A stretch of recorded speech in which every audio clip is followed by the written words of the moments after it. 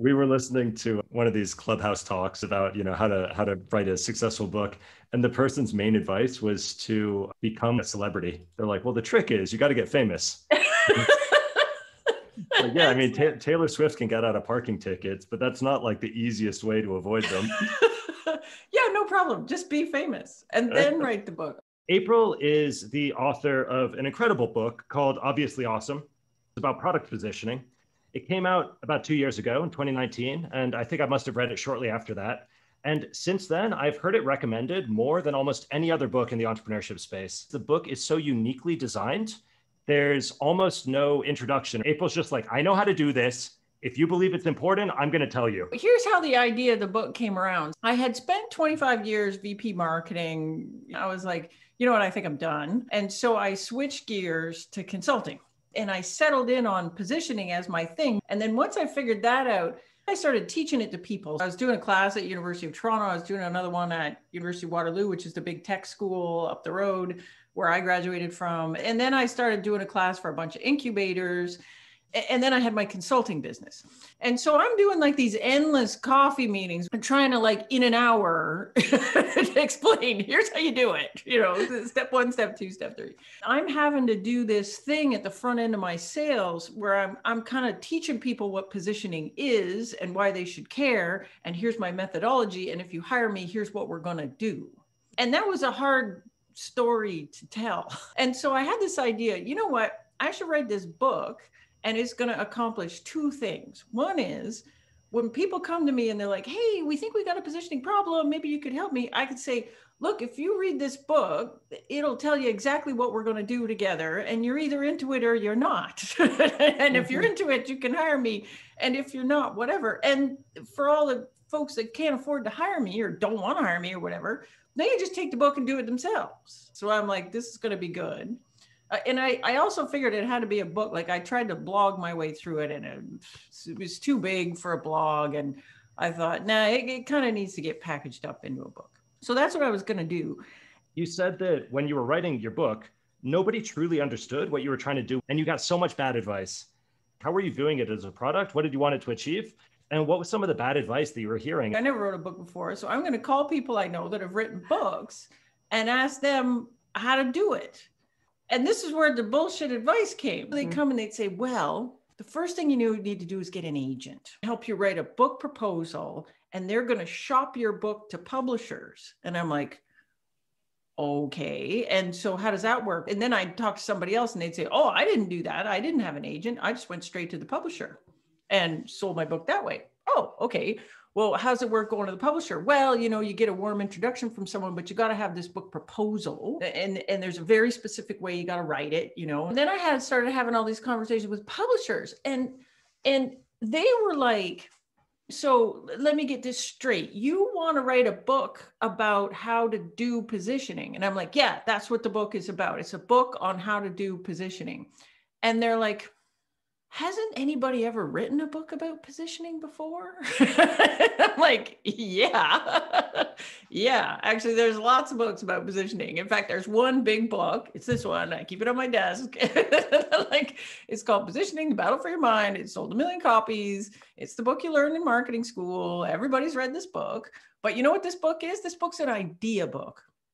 Most business books are idea books. They're not getting it done book, right? So it's the book that you read and you go, ooh, positioning's a thing, man. Shit, I should think about that.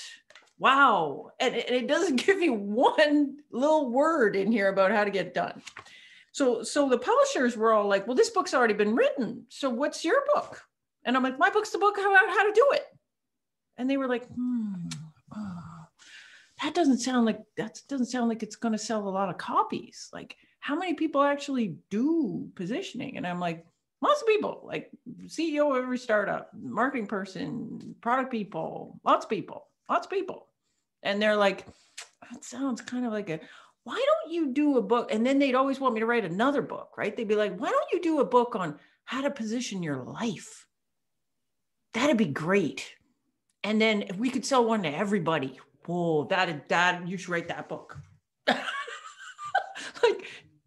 like chicken soup for your soul sort of positioning. I'm like, that's it. That maybe that's an interesting book, but that is a book I have zero interest in writing. And that's not what I'm trying to do here. What I'm trying to do is write the book that helps you get something done. And then the other thing I learned from talking to publishers is that they don't do anything for you.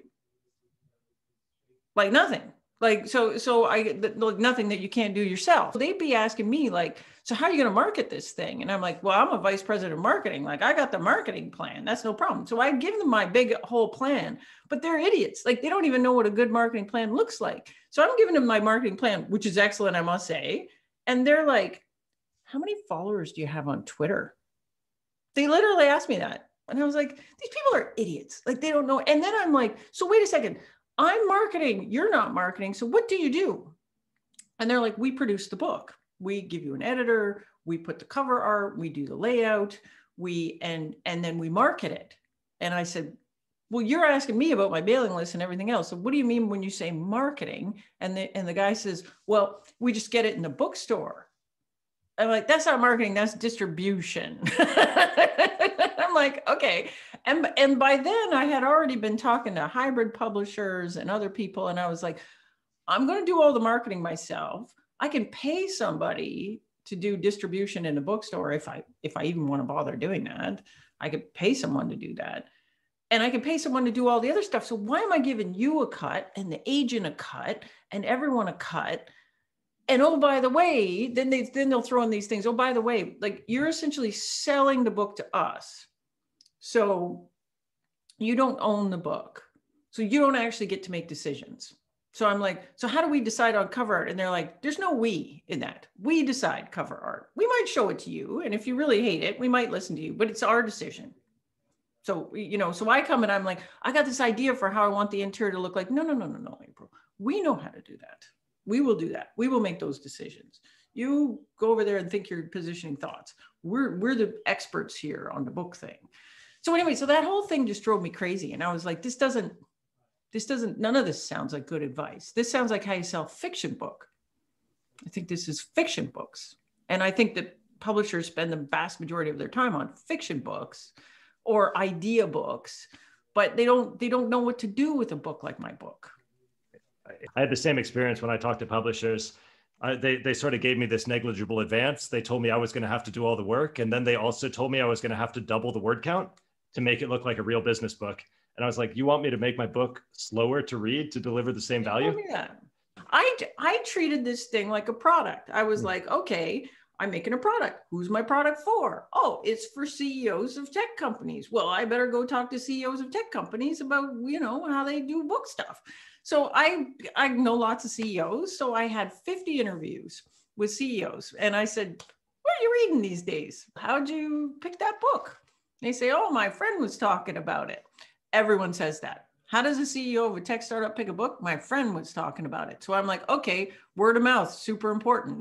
Like circle around it, word of mouth. That's how people are going to hear about it. All right. So I got to make sure I got that. So they're like, my friend was talking about it. I decided to read this book. You read a lot of books? Oh yeah, lots of books. How many books you read this year? 20, 30 books. I got the same story from everybody. They're like, I get on the plane. And so I got no Wi-Fi for a couple hours. I'm in Canada, all the CEOs, there's no Wi-Fi on any flights. I get on the plane. We're going to be on the plane for a bit. And I brought this book and I've been dying to read it. And I read it on the plane. And then I get off and I'm like, how far are you getting a book on a plane ride? And they're like, about halfway through the book. And I'm like, did you ever get to the other half? And nobody does. So that's the second thing I learned. My people aren't reading books. They're reading half books. They're reading the first half of a book. So I was like, fuck it. I'm not writing a book. I'm writing half a book, because in order to drive this word of mouth, I got to have people get to the end.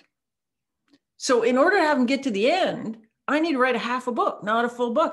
They got to be done by the time they hit the tarmac. So I was like 30,000 words max. I ain't going over 30,000 words. All the publishers, I had a fit about that. Even my self-publishing people I was working with, they were like, it's a little on the short side there, April. And I'm like, no, it's perfect. Trust me, it's perfect. People say, my God, they have a sense of accomplishment. They're like, oh my God, I finished it. I finished it in one sitting. It was amazing. And I'm like, I don't have the heart to tell them. It's because it's half a book, buddy. That's why. It's like, it's this big.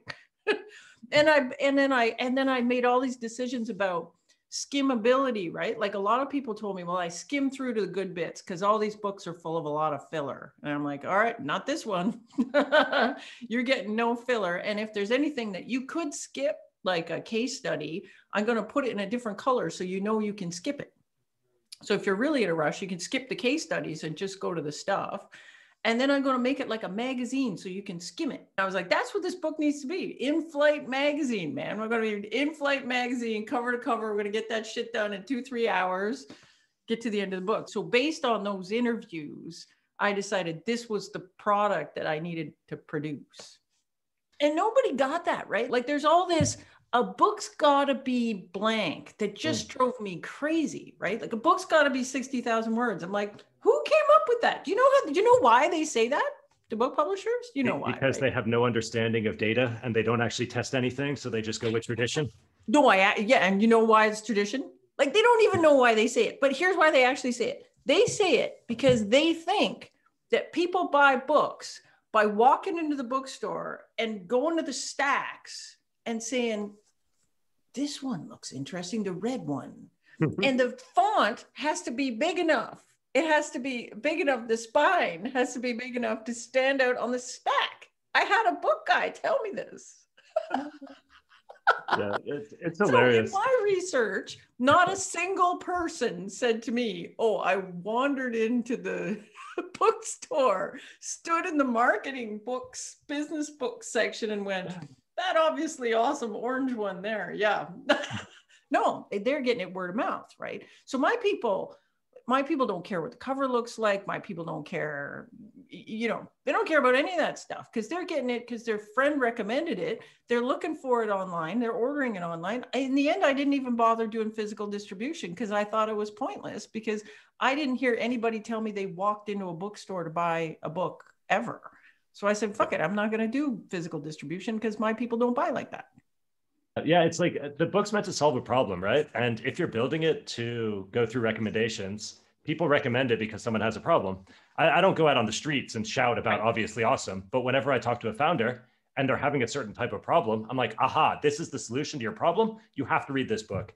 It removes all competition. They're not judging it by any standard. It could be full of typos and it wouldn't even matter because it's the solution to an important problem that they're having.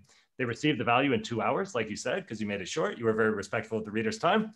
And once they've unlocked that value, they're able to recommend it to others. It's like, that's exactly how I think of organic growth about books. That's it. And what drove me crazy, and again, everybody was looking at me like I was freaking nuts when I was doing it. April, thank you so much. This is gold. I think a lot of us are going through a similar process to what you described, guided by Rob's book, where we're teaching the topic before we actually commit to writing the full content of the book and sitting down and talking to people to know our audience. You did that extensively, right? 2 different universities that you taught this content, the coffee shop meetings, you sat down with 50 CEOs.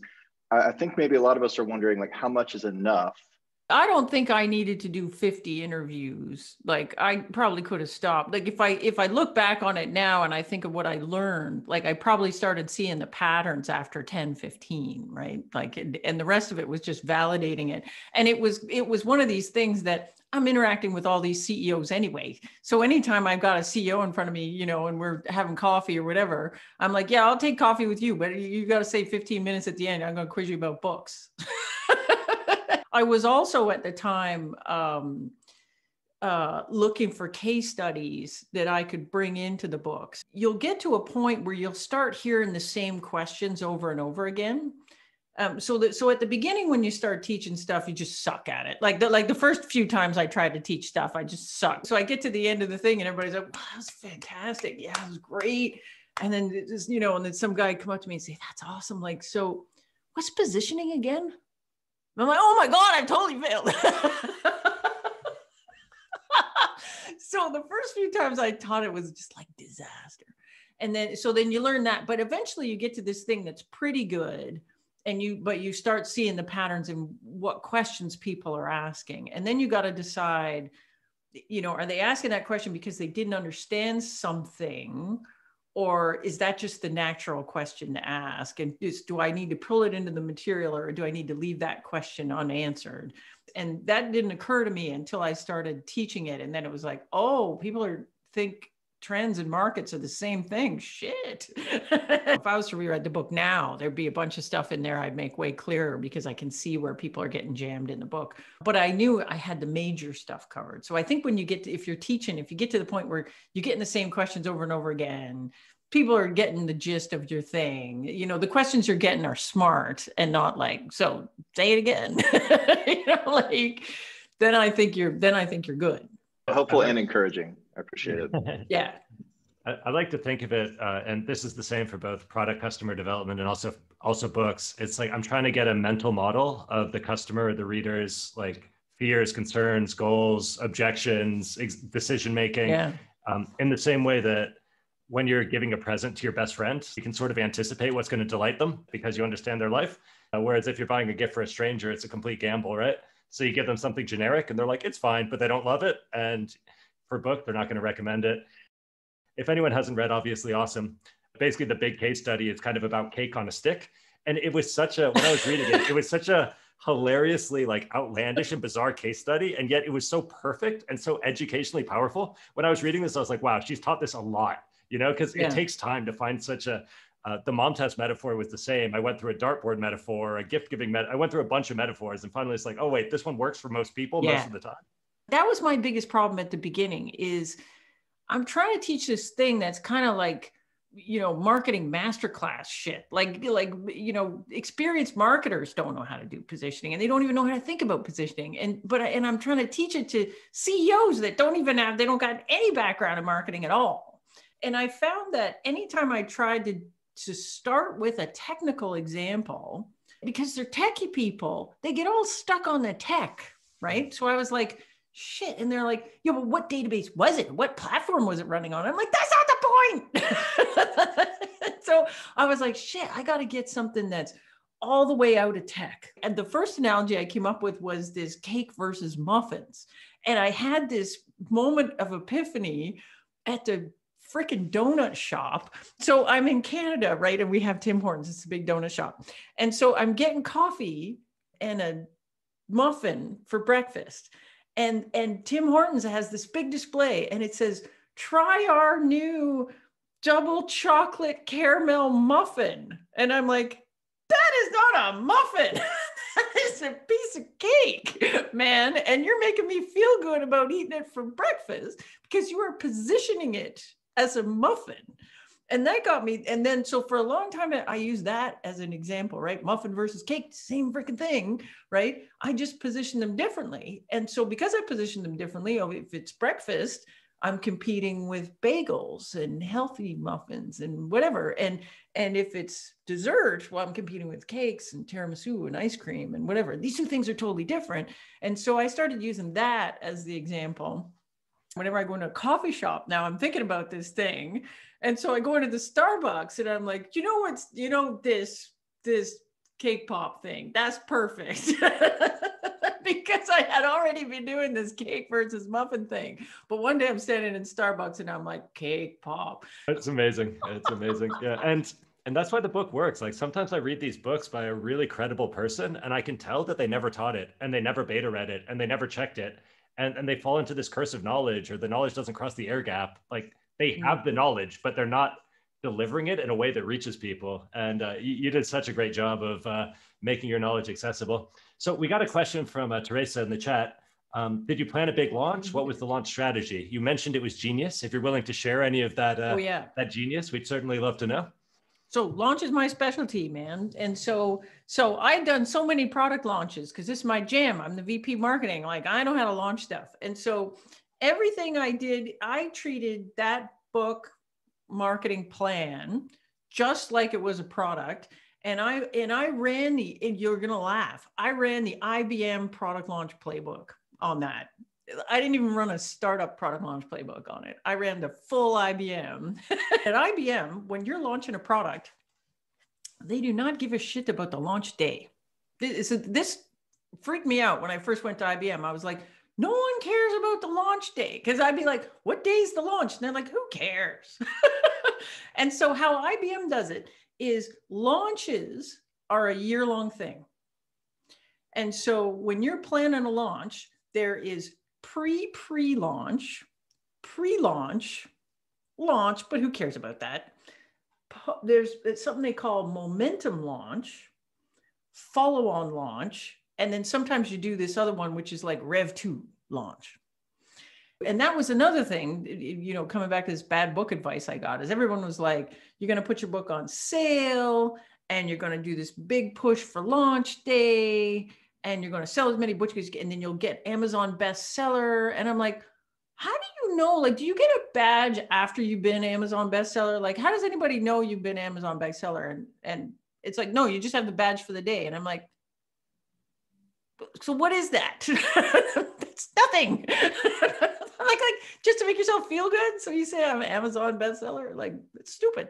So I'm like, okay, I don't care about any of that. And why would I launch with this 99 cents or whatever? Like I'm taking my best people, my people most willing to buy, and I'm telling them this book is valueless. This is worth $1.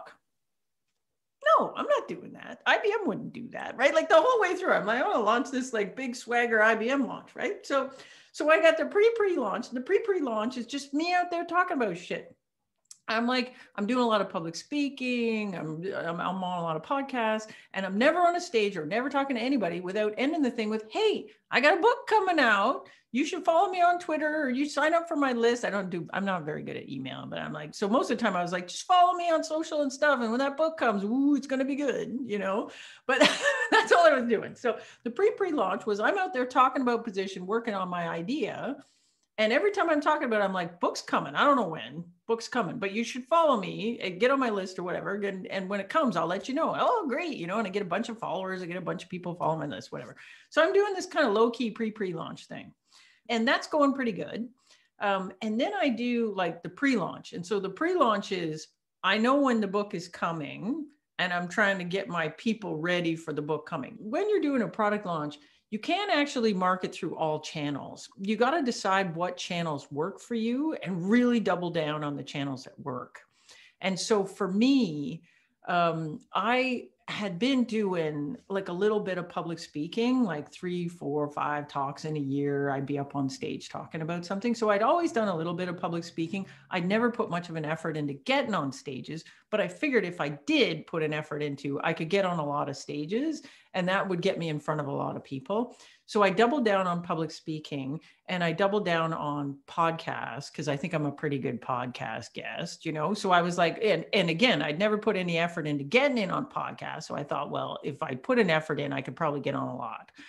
And then I got Twitter, which is the only place where I've got any kind of social following. And I don't have a gajillion followers, but my people are engaged. Like I get a lot of engagement on Twitter because they're all real people. I didn't buy them. So I figured those are going to be my pillars. The book launch was May. So I started the year with a handful of speaking engagements. But as the thing got closer and we got closer to the launch itself, I really ramped that up. And same thing. And then I did a bunch of podcasts and we had a bunch of things teed up to happen in the 2 weeks around the launch. So I was going to be speaking on 2 very big stages in those 2 weeks, which is going to get me a lot of buzz online and people talk, because you stand on stage, everybody's tweeting about it, you know, so that was going to get me some buzz. Then there was going to be this handful of podcasts drop in the middle of these 2 weeks. And I was going to be all over the place going, book's finally out, you know, and that was my launch. So there was a 2-week period there, what I would call launch.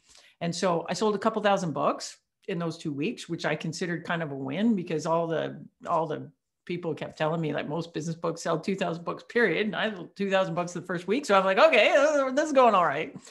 And then by the end of that year, I had done 60 speaking engagements.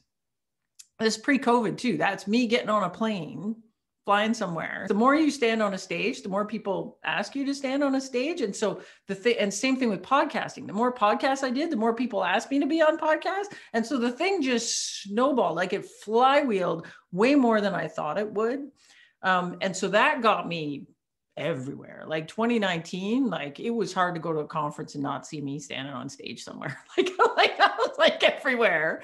And then the other thing about that is the more you speak, the better you get at it. Every time I got on a big stage or I did a big podcast, I had a big jump in book sales. And the book sales just, you know, I had this 2,000 books in the first 2 weeks, and then it was kind of quiet. And then it just kind of went. And then my first big follow-on launch was the audiobook. So I deliberately didn't do the audiobook, and I might do this different next time, but I deliberately saved the audiobook as a follow-on launch, as it would give me something new to talk about. And this is what you do at IBM, right? You do the launch, and then you do the momentum launch, and then you do the follow-on launch. The momentum launch is where you're online going, oh my God, I sold so many books. And oh, look, I'm on the bestseller list again, and all this stuff. Then you do the follow-on launch was, we had a jazzy little thing and we held it back, and now we're going to release that. And it's the thing everybody wanted. We do this at IBM all the time. So I did this with the audiobook. Everyone's like, where's the audiobook? And I'm like, it's coming. I recorded it in December, and I think it finally got out in January or something. But then it's another launch, right? So then you're back out, audiobook, and and it's all there. Oh, let the bells ring out. Everybody's talking about finally audiobook. Everybody on Twitter freaking out. So then so that was my follow-on launch, was the audiobook. And then at the 1 year mark, I did a sale. So I'd never had a sale. So at this point, I figured we're a year in. Everybody that, you know, that was wanting the book or whatever, and there's some people that are just, you know, need that little motivation to buy now. I'm going to put the book on sale. So it's the 1 year anniversary. I'm like, book's going on sale, people, 48 hours, 99 cents, get your copy. And I sold 6,000 books in the sale. I'm laughing about it because I still can't believe I sold 2,000 in my actual launch and 6,000 on the sale. And that was a year-old book at that point. And then in my mind, I thought the book would be done by then. So I kind of thought, you know, after a year, like, you know, I got to start thinking about the next book or doing something else. But that book has way more legs than I anticipated. It's still selling a lot. Like, it's selling more now than it has, like, monthly. Mine are exactly the same. There was a little spike around launch and around news, but in general, each month is better than the previous. And it's been like that for 7 years. And I'm imagining you'll see the same, you know. So that's crazy. I think one of the most nefarious lies of the publishing industry is that you have to do it all in this first 12-week window, because most books do peak. The average New York Times bestseller peaks at 12 weeks and then loses 98% of its weekly sales within the first year. And to me, that's because they weren't designed as products. They were designed as PR exploitation or as audience exploitation. They weren't designed as like long-lasting, useful products.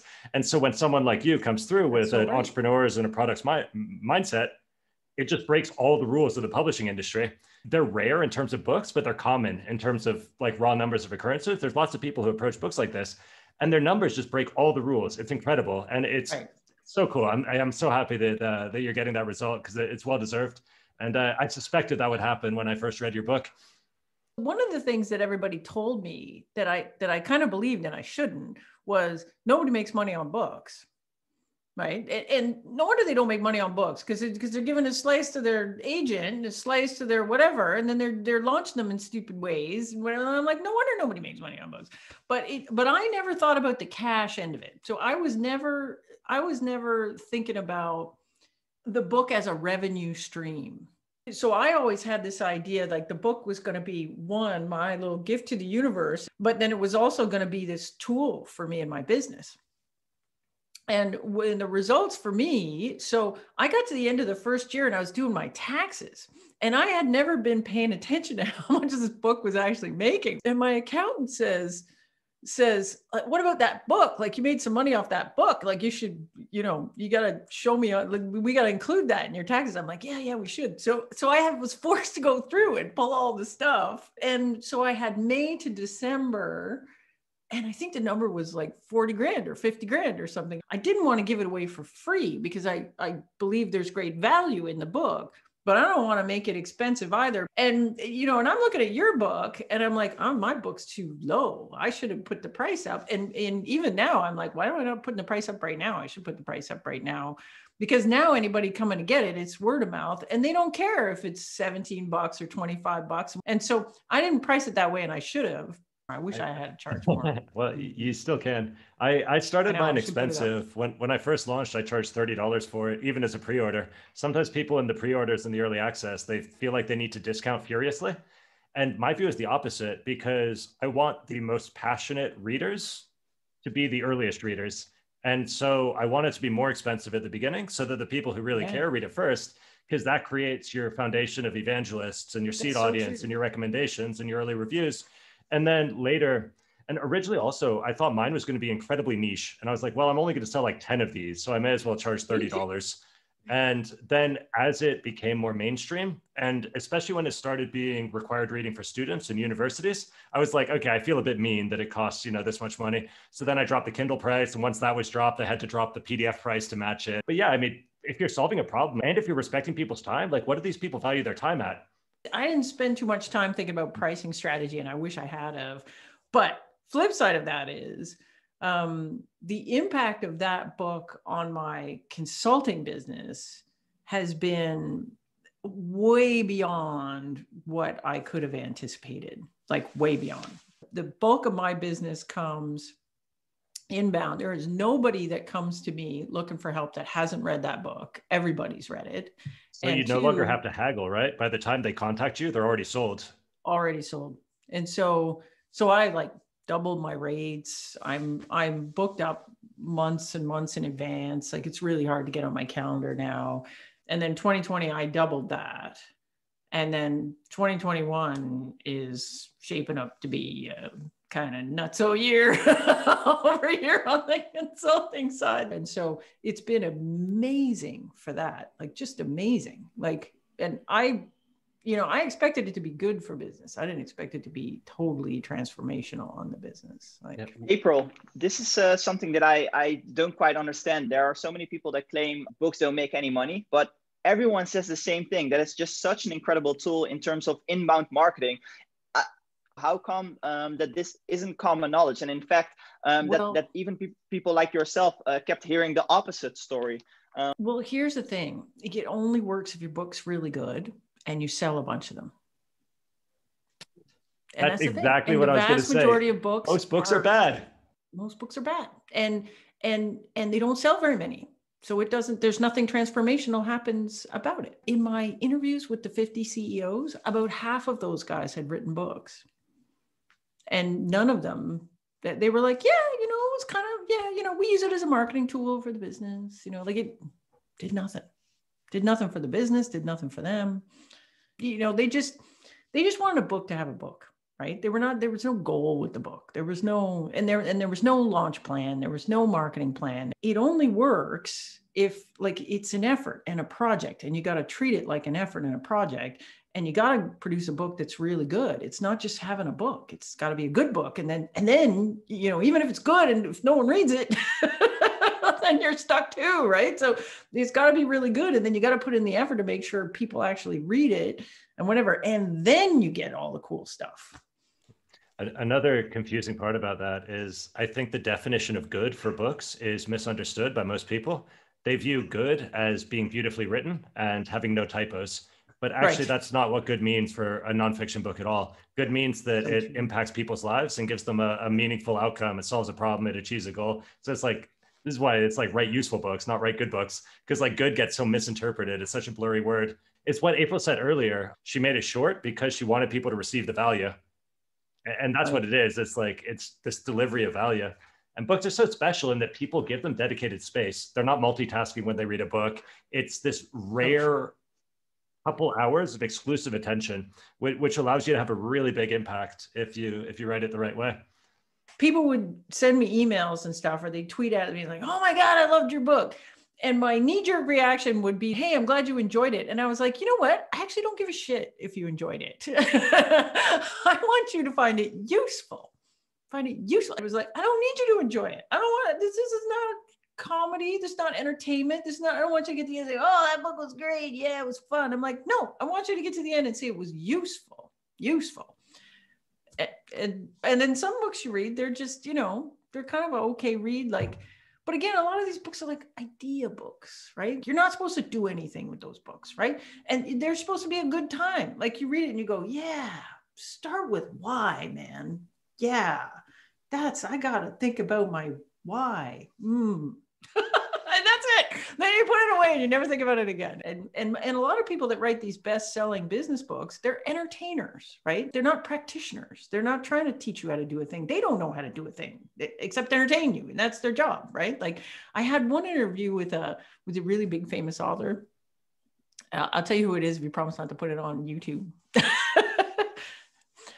Anyway, so I have this meeting. I just had this conversation with him a few weeks ago. He looks at me, self-published author, and he says, do you know why you need to go with a publisher, April?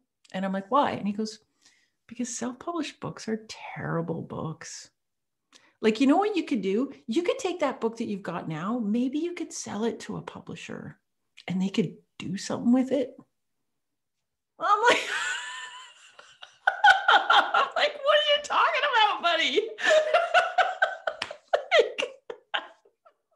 He told me, he says, that thing you wrote, it's not a book. And I'm like, it's not? And he says, no. And he hasn't read it, of course, right? Like he doesn't know anything. All he knows is it's self-published, therefore it's bad.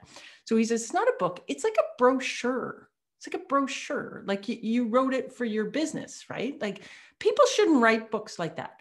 You should write a book because you have an idea that's fighting to get out and you cannot contain it.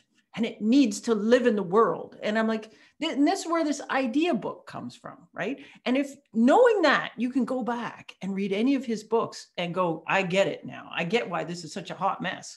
And I can't do anything with the advice that I get in here, is because that's it. He cares about the idea. He doesn't care about what you do with the idea. He doesn't care if you can apply the idea. Like, so most best-selling business books are like that. They're just, all they got to do is get you excited about the idea, and then you're on your own, buddy. And that's not, for me, I had zero interest in writing that book. I was like, I don't think that's useful. I'm not the idea person. I'm the like, how are you going to get it done person? That's me. Yeah, and you did. You crushed it, and you've helped out a ton of entrepreneurs. Well, listen, I pray that we can have you back sometime to talk I'd more love to. books. I think this is what you're pleasure. doing here is necessary and needed. And if this existed when I was writing my book the last time around, I would have been very happy to be part of this little gang. Thank you so much. This has been an absolute blast. All right. Thanks so much for having me, and good luck, everybody. Thank you, April. I'm hyped.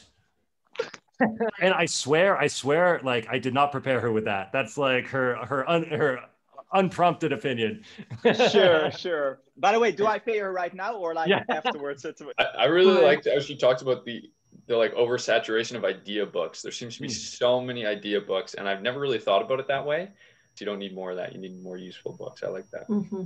I thought it was really interesting how just thinking about the product launch. It's like they don't really teach you how to like launch like a book product, but it's pretty much launching like a regular product. I loved also the way she talks about like a launch is a year. You know, it's not just a week. It's, you know, and the way I describe it is like the launch continues until you've built your seed audience. But you know, if you want to draw the line in the sand at a year, like totally fine. I also loved how she talked about these different types of launch. The pre-launch, the pre-launch, the launch, the momentum launch. Yeah, basically being like, hey, it's succeeding. That's newsworthy. Like my book and this is something Arvid Kahl did really well with his book, especially since he was writing for business people, because the business of the book became the news story about the book. And each week he could be like, hey, here's the week launch numbers. We're growing. I also loved what she said about self-publishing, because people don't realize how much money they're giving away. It's pay now or pay later. And I hate to see people that sign up for these contracts that they get pennies on the dollar for any book they're sold. I've got the voice of editor Adam in my head right now. And as he always reminds me when I start talking about this stuff, he's like, there's a huge range of publishers and there's a huge range of deals. Like a lot of them are exploitative, but there's also good ones. But yeah, I completely agree with you. It's like, it's terrible to see people getting backed into a corner with the exploitative deals.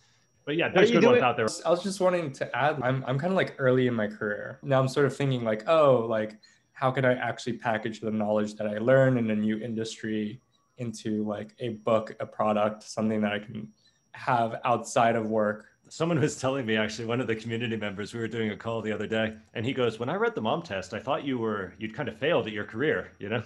And he's like, and talking to you now, it sounds like you actually know what you're doing. I was like, well, yeah. But at the time I wrote the mom test, like I was failing at my career, like, but I had the confidence that I knew I wasn't successful. I knew I was failing. However, I also knew I'd learned something important. And so I tried to scope the book. So I wasn't telling people how to be successful. I was telling them how to do one slice of it. And I can't even tell you how much shit I got from people in London, especially people from the finance industry. I think where people get into trouble is when they're like, I'm really good at ropes, so I'm going to teach you about Mount Everest. I was like, okay, I know one important piece of a big journey. Let me teach you about that piece. And that kind of resolved it for me. And I think that kept me on track. I literally wrote an essay about this very topic today. Exactly this topic. And you're saying I'm plagiarizing. Yes, and I expect a percentage of the royalties. I really like the idea versus useful books. So many of the mom test principles in my mind can be applied to, I think, writing your book and testing your user base. Like that seemed to be a clear theme for both you, Rob, and April. And yeah, I just think that's a kind of a profound idea. Like do a lot of testing and do a lot of conversational thinking with your users or your readers, sorry, before you actually put something out, and treat it like a product. Yeah, well, I got a lot of skills from your book, so thank you. I hope it was useful, as April would say. It was useful. It was useful. Well, in 2 weeks, we've got Jeff. He wrote Lean UX. He's written a bunch of bestsellers. He's joining on February 19th. That's going to be awesome. On Wednesdays, the writing accountability groups are super useful if you want to put in the work. This coming Friday, we're just going to kind of have a social. We'll just do kind of questions and answers. It'll be fun. Hope to see you guys again soon. And let us know how you're getting on with your books in the Slack group. And yeah, this was awesome. Thank you so much for joining. My knee-jerk reaction would be, hey, I'm glad you enjoyed it. And I was like, you know what? I actually don't give a shit if you enjoyed it. I want you to find it useful. This is not comedy. This is not entertainment. I want you to get to the end and see it was useful. Useful.